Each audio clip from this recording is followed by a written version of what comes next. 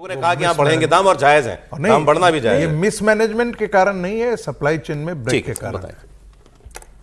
ये तो बात हुई कि मुझे भी आज ही कल रात को ही पता चला कि चुनाव खत्म हो गए हैं। जब प्रधानमंत्री जी ने ऐलान किया तो अब तो मतलब ये खत्म हो गया, अब अगले साल होने चुनाव। बहुत अच्छा तंज करते हैं आप। तो मुद्दा क्या है कि संकट क्या है। आज बहुत अच्छी बात कही प्रधानमंत्री जी ने, 11 मई 1998 की, मैं उस समय वहाँ था। प्रधानमंत्री जी वाजपेयी जी ने जब देश के लिए बड़ी घोषणा की, और ये भी सच है कि उसके बाद जितने बड़े आर्थिक प्रतिबंध दुनिया भर के देशों ने लगाए उतने कभी नहीं लगे हिंदुस्तान में। लेकिन मुझे याद नहीं आता कि कोई आम आदमी पे कोई संकट या प्रतिबंध उस सरकार ने लगाया था। पास ऑन नहीं किया, कोई पास ऑन नहीं किया। ठीक है। 2 साल तक जसवंत सिंह जी और तमाम लोग, प्रधानमंत्री, वित्त मंत्री यशवंत जी थे, और सब लोगों ने जो भी कोशिशें होनी चाहिए थी वो की, लेकिन वो संकट, वो प्रतिबंध जनता पर कोई आर्थिक पास ऑन नहीं किया। आर्थिक कोई भी तरह का कोई बोझ नहीं डाला। ये एक फैक्ट है, ठीक है। दूसरा फैक्ट क्या है कि जब भी कोई संकट होता है, बहुत सारे प्रधानमंत्रियों का इतिहास है, अभी हमारे मित्र लोग करेंगे, मैं आपको वैसे बताऊं। जवाहरलाल नेहरू जी ने, जब संकट था दुनिया में, उस समय जंग चल रहे थे, तो उनका हमें किस तरह से बिहेव करना है। जब लाल बहादुर शास्त्री बने तो उन्होंने तो एक वक्त का भोजन छोड़ने की अपील की। 70s में जब इंदिरा गांधी थी तो उस समय उन्होंने कहा कि भाई हमारे को सेना के लिए वो चाहिए, फंड चाहिए, ये सब चाहिए, तो आप दान करें, अपने आभूषण दान करें, ये सब। तो ये एक पक्ष ये भी है कि भी इस तरह की अपील होती है।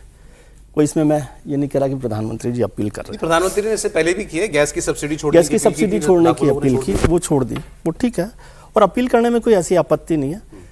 प्रधानमंत्री जी ने बोला, और उसके बाद मैं शाम को उनका एक बहुत शानदार रोड शो देख रहा था जिसमें कम से कम 100 गाड़ियां चल रही थी।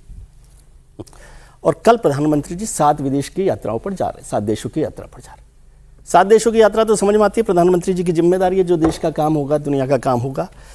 लेकिन मैं ये उम्मीद तो करता ही था कि प्रधानमंत्री जितने मजबूत लोगों में से नेतृत्व वाले, वो रोड शो के लिए कहते कि मुझे रोड शो की जरूरत नहीं है, क्योंकि वो एक मैसेज होता। ठीक है। अभी 2 दिन पहले हमने बंगाल में देखा कि जो शपथ ग्रहण समारोह हुआ शुभेंदु जी का, उसमें देश भर से भारतीय जनता पार्टी के तमाम मुख्यमंत्री, मंत्री, नेता, चार्टर्ड फ्लाइट सारी कोलकाता में खड़ी थी। इसका मैसेज भी दिया जा सकता था कि भाई हमें नहीं आना। मैसेज जब आप देते हैं तो लोग उसको ज़्यादा गंभीरता से लेते हैं। आप कुछ और करें, दूसरे को वो जो कहा जाता है। बात यह कि उन्होंने अपना राजनीतिक और चुनावी काम निपटा दिया, उसके बाद लोगों उसके बाद ये अपील की। तो ये बात है। अब क्या आज संकट बढ़ा है? चुनाव को छोड़ दीजिए, आपने बताया 105 रुपये बैरल हो रहा है, 100 रुपये है, 105 मान लीजिए। जब 140 रुपये हो गया था तब हमने दाम नहीं बढ़ाए।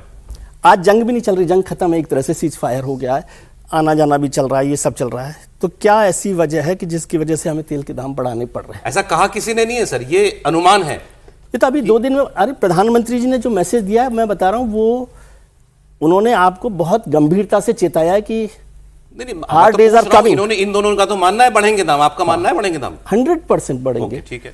और मैं इस पर नहीं जा रहा कि बढ़ने चाहिए कि नहीं बढ़ने चाहिए, बढ़ेंगे। आपने कहा जब $140 हो गया था तब दाम नहीं बढ़ाया। तो अभी 100 रुपया पे 105 पे, और तब जंग चल रही थी, तब जहाज बंद हो गए थे। तो ये अपील अब क्यों आई है?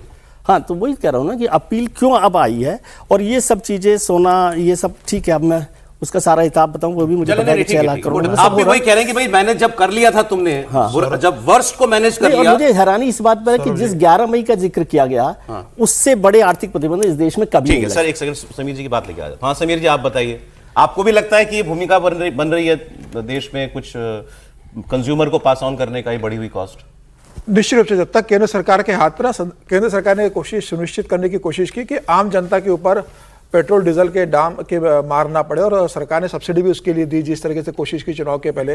लेकिन अब मुझे लगता है कि सरकार को लग रहा है कि जिस तरीके से ईरान के अंदर जो पूरा मामला हुआ है, अमेरिका और इजराइल ने जो किया, उसके बाद जो अभी तक जलडबरू मध्य से और स्ट्रेट ऑफ हॉर्मुज से अभी सप्लाई चेन सिस्टम में नहीं आई है, तो मुझे लगता है कि आने वाले दिनों में सरकार को इस बात का आभास है कि महंगाई बढ़ेगी, तेल की सप्लाई पे असर पड़ेगा। और मुझे लगता है मोदी जी ने देश को आगाह किया है कि आने वाले दिनों में मजबूरी में वैश्विक संकट को देखते हुए हमें महंगाई को, तेल महंगा करना पड़ेगा, महंगाई बढ़ेगी। तो मुझे लगता है उन्होंने आगाह कर दिया, और देशवासियों से अपील भी की उन्होंने कहा कि आप सोना मत खरीदो। तो अगर पिछले साल की बात करें तो 6 लाख करोड़ का सोना देश में आयात हुआ था। विदेश यात्रा के प्रधानमंत्री मोदी ने कहा तो 1 साल में 3 लाख करोड़ भारत के लोगों ने खर्च कर दिए थे विदेश यात्रा में, 1 साल के अंदर। तेल को कंजम्पशन के कम जिक्र किया, तो पिछले साल ही 10 लाख करोड़ का तेल आयात भारत सरकार ने किया था। तो प्रधानमंत्री मोदी चाहते हैं कि देश के अंदर सब चीज़ें कम हो, लेकिन मुझे लगता है कि अगर प्रधानमंत्री चाहते हैं तो अगर प्रधानमंत्री के कैबिनेट मिनिस्टर अगर मोदी जी के साथ मिलाकर देखें तो 72 मंत्री है और 1500 गाड़ियों का टोटल खर्चा कैबिनेट मंत्रियों का होता है। एक मंत्री पे एवरेज 15 गाड़ियां रहती है, वो गाड़ियां थोड़ा कम हो जाए और भारतीय जनता पार्टी के या कोई भी सरकार है उसके जो मुख्यमंत्री है, जो कैबिनेट मंत्री है तमाम राज्यों के, वो 200 किलोमीटर तक भी बाय रोड नहीं चलते। अगर मुख्यमंत्री को 200 किलोमीटर भी जाना है तो वो चार्टर्ड प्लेन का या हेलीकॉप्टर का इस्तेमाल करता है। तो क्या भारतीय जनता पार्टी के शासित मुख्यमंत्री क्या 200 किलोमीटर बाय रोड नहीं जा सकते? क्या 200 किलोमीटर की यात्रा वो ट्रेन से नहीं कर सकते?